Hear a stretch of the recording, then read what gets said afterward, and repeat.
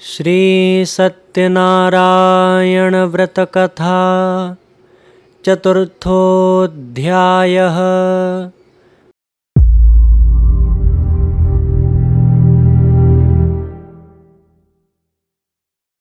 सूत उवाच।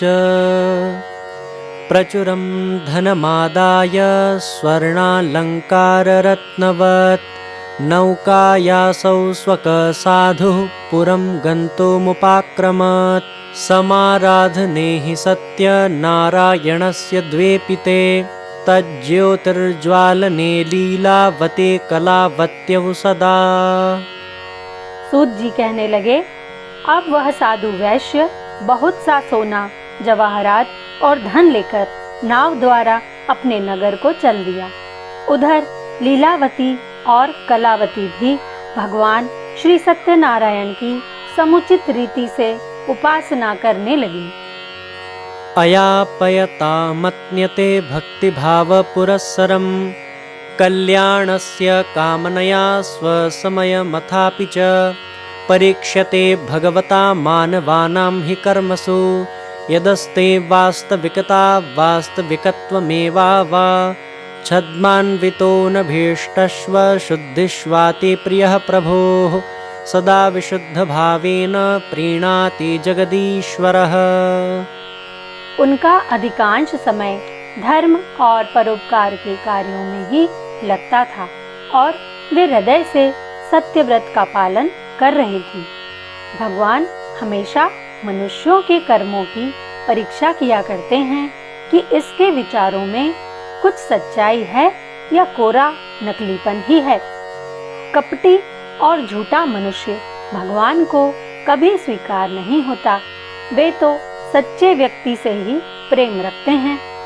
हृदय की शुद्ध भावनाएं ही उस जगतपति को सबसे अधिक पसंद आती हैं। कृत्रिमग्लायति तुष्टो वास्तविकच्च मानवात् वचनाडम्बरैर्नापि प्रसन्नश्चास्ति कर्मभिः सेवया दुःखदीनानां प्रीतिमाप्नोति वे प्रभुः अप्रियमन्यते चासौ साधुपुरुषोत्पीडनं मत्वा साक्षात् प्रभोरूपं सतां साहाय्यसद्व्रती सत्यव्रतेन कर्तव्ये बालोत्पीडितसनृणाम्। भगवान दिखावटीपन से विरत रहते हैं और यथार्थ कर्मों से ही प्रसन्न होते हैं। उन्हें केवल बातों के आडंबर से प्रसन्न नहीं किया जा सकता। दुखी और दीन की सेवा सहायता करने वाले भगवान को प्रिय हैं तथा सत्पुरुषों को सताने वाले उन्हें कष्ट दुख पहुंचाते हैं। सत्यव्रती को चाहिए कि वह बालक, पीड़ित व्यक्ति तथा सत्कार्य परायण पुरुष को प्रभु रूप मानकर उसकी यथाशक्ति सेवा सहायता करे। साधु परीक्षितः य सत्यनिष्ठायां यत्र स वणिक् प्रभुणा तर्हि वयसा वृद्ध ऋषित्वमुपेत्य वै। ऋषि उवाच। सान्निध्ये वर्तते वैश्य सेवाश्रमस्तु यत्र हि साधनैः शिक्षणैश्चापि निर्माणं जायते सतां सर्वाङ्गीण विकासाय पूर्णता ब्रह्मचारिण बुद्धिमान शरीराणां चलत्येव गुरोः कुलम्। भगवान ने एक गुरुकुल संचालन करने वाले ऋषि के रूप में साधु वैश्य के पास पहुंचकर उसकी सत्यनिष्ठा की परीक्षा ली। ऋषि बोले, हे महानुभाव, यहाँ निकट ही एक आश्रम है जिसमें मनुष्यों को आध्यात्मिक साधना तथा शिक्षण द्वारा श्रेष्ठ जीवन का अधिकारी बनाया जाता है। ब्रह्मचारियों के सर्वांगीण शारीरिक, बौद्धिक तथा भावनात्मक विकास के लिए गुरुकुल चलता है।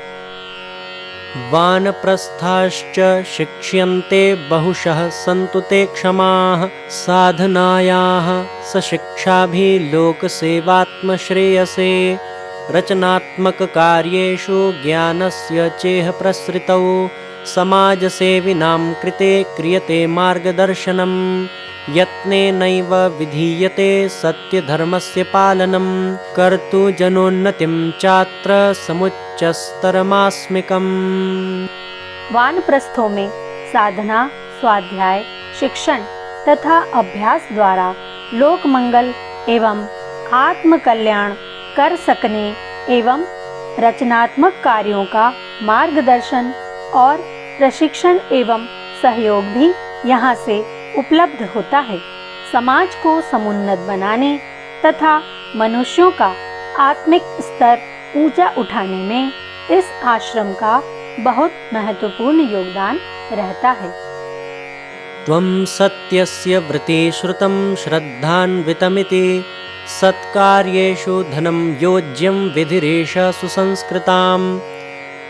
धनं सहायतार्थ तु स्वीयं सामर्थ्य श्रद्धया प्रदातुं शक्यते चात्र भवत यदि रोचते।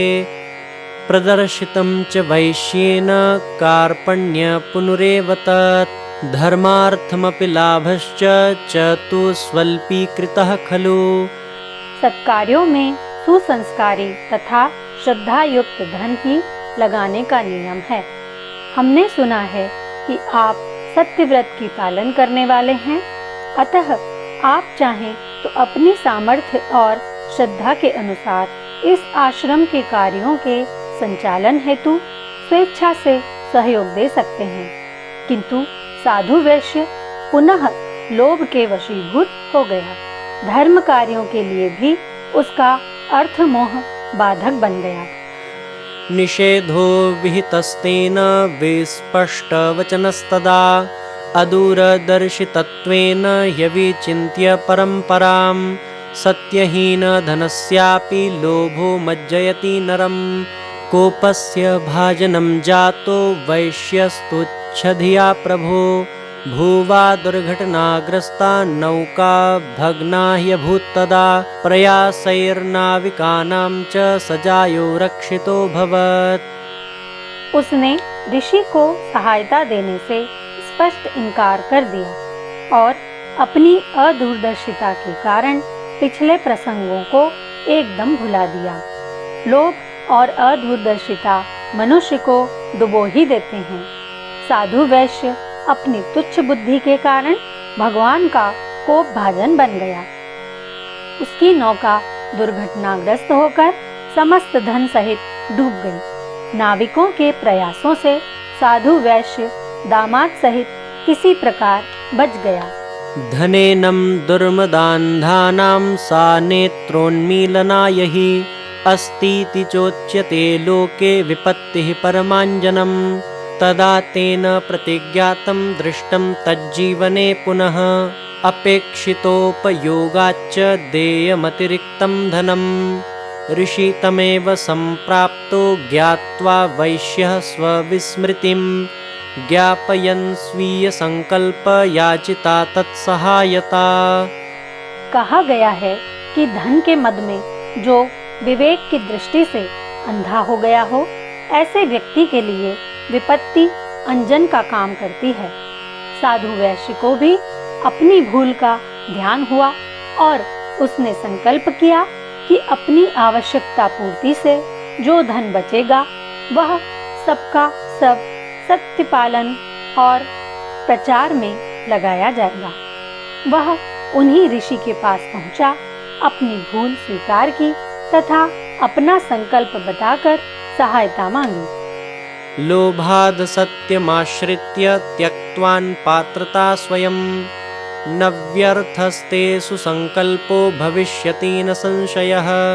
इयं हि राष्ट्रसम्पत्तिः प्राप्ता नाशन शक्यते अतरतां तु समुद्धर्तु वयं च प्रयतामहे। बुद्धिसेवापराणां च वित्तं सर्वनदीतलात् निःसृतं स प्रयासेन मतो योगेन वासिनाम्। ऋषि बोले, धन के लोभ से झूठ बोलकर तुमने अपनी पवित्रता खो दी है, किंतु तुम्हारा शुभ संकल्प भी निरर्थक नहीं जाएगा। संपत्ति सब राष्ट्र की होती है, उसे जल में डूबकर नष्ट नहीं होने दिया जा सकता। इसीलिए हम उसे निकालने का प्रयास करते हैं और बुद्धिमान सेवापरायण तथा परिश्रमी आश्रमवासियों के मनोयोगपूर्ण प्रयास से सारा धन नदी तल से निकाल लिया गया। ऋषि पार्थितवान् वैश्यो व्यक्त कुर्वन् कृतज्ञताम् आश्रमस्योपकारार्थं नेतु स्वप्रचुरं धनं मया पुरार्थितो योगी ज्ञात्वा त्वां सत्यधर्मिणं किं त्वद्य मूल्यस्वीकारः साहाष्ट ये चापि नोचितः गृहाण स्वधनं वैश्य चिन्तय कर्ममानसम् अनुसत्य स्वसंकल्पं सुपयोगो विधीयताम्। तब वैश्य ने कृतज्ञता प्रकट करते हुए ऋषि के आश्रम के लिए उस धनराशि में से धन स्वीकार करने का आग्रह किया। ऋषि ने कहा, पहले हमने तुम्हें सत्य धर्म का साधक समझकर सहयोग मांगा था, अब तुम्हारी सहायता के बदले कुछ भी स्वीकार करना अनुचित होगा। है वैश्य, तुम अपना धन स्वयं संभालो, किंतु अपने संकल्प के अनुसार उसके सदुपयोग की बात बराबर ध्यान में रखना। निर्मल हृदयं जातं साधौः पूर्वहि तत्खलु अस्वीकारेण चार्थस्य दुःखितः सुब्रवीच्यतम् ऋषे ममातिपापेन राष्ट्रसम्पत्तुमज्जिता उद्धारस्तव पुण्येन तवेवेयं सुनिश्चिता एवमुक्त्वा साधुवैश्यः प्रणभ्य पादयोर्गतः धनं संत्यज्य तत्रैव प्रयातु मुद्यतोऽभवत्। साधु वैश्य का हृदय निर्मल हो चुका था।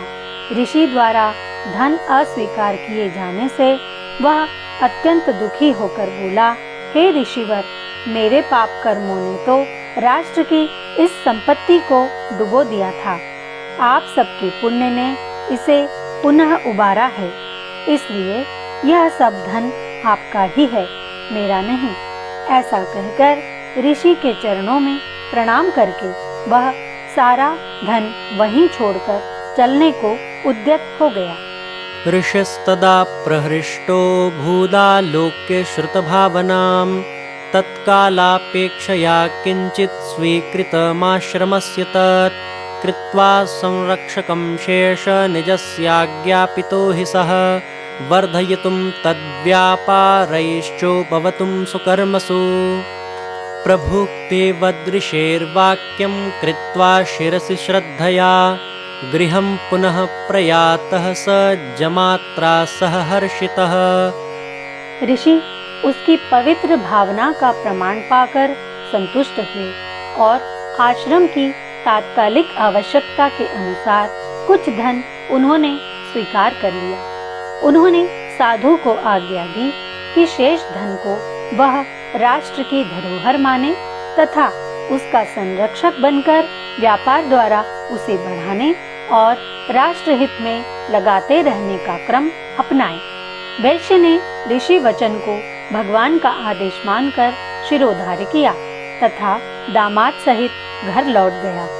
भूत्वा सत्यनिष्ठौ तौ वर्धने संपदां पूर्णे स्वजीवने जातौ सुख सौभाग्य भागिनौ धनं निर्वाह मात्रं च गृहीत्वा निखिलं पुनः तत्प्रचारे विनियुज्य सर्वे सुखपवाप्नुवन् तेषां प्रयत्नैरधिका जाता धर्म प्रवृत्तयः गन्तुभसख्याः सन्मार्ग प्रेरिता मानवास्ततः।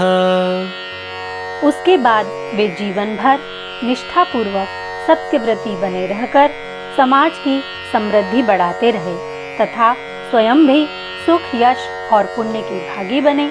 सामान्य व्यक्ति की तरह निर्वाह मात्र का धन अपने लिए खर्च करके शेष सब सत्प्रवृत्तियों के प्रसार में लगाने लगे। उनके सत्प्रयासों से समाज में धर्म प्रवृत्तियां बढ़ीं और असंख्य व्यक्तियों ने सन्मार्ग की प्रेरणा पाकर जीवन को सार्थक बनाया। प्रभुश्च प्रीतिमापन्नो विधिधैः शुभकर्मभिः सत्यनारायणस्यापि जातास्ते प्रीतिभाजनाः लीलावते कलावत्यौ लोके स्वपतिभ्यां सह लब्ध्वा चातिसौख्य शान्ति सत्यन्ते परं सुखम् अनिर्वाच्यो हि महिमा सत्यस्य सर्वसौख्यदा कल्याणं जायते नृणां तस्यैव शरणागतौ। भगवान विविध शुभ कर्म करने वालों से प्रसन्न होते हैं। ऐसे व्यक्ति भगवान श्री सत्यनारायण की कृपा के अधिकारी बनते हैं। लीलावती कलावती भी अपने पतियों के साथ इस लोक में सुख सौभाग्य पाती रही और अंत में परम सुख की अधिकारिणी बनी। भगवान श्री सत्यनारायण की महिमा अपरंपार है। उनकी शरण में जाने से मनुष्य सभी प्रकार के सुख तथा कल्याण के अधिकारी बन जाते हैं। श्री सत्यनारायण व्रत कथा, लेखक पंडित श्री राम शर्मा आचार्य। अगर आपको हमारी यह वीडियो पसंद आई हो तो इसको लाइक करें, कमेंट करें और अपनों के साथ शेयर जरूर करें और हमारे YouTube चैनल ऋषि चिंतन को सब्सक्राइब भी कर लें। साथ ही बेल आइकन को प्रेस कीजिए ताकि आपको आने वाली वीडियोस की नोटिफिकेशंस मिलती रहे। धन्यवाद।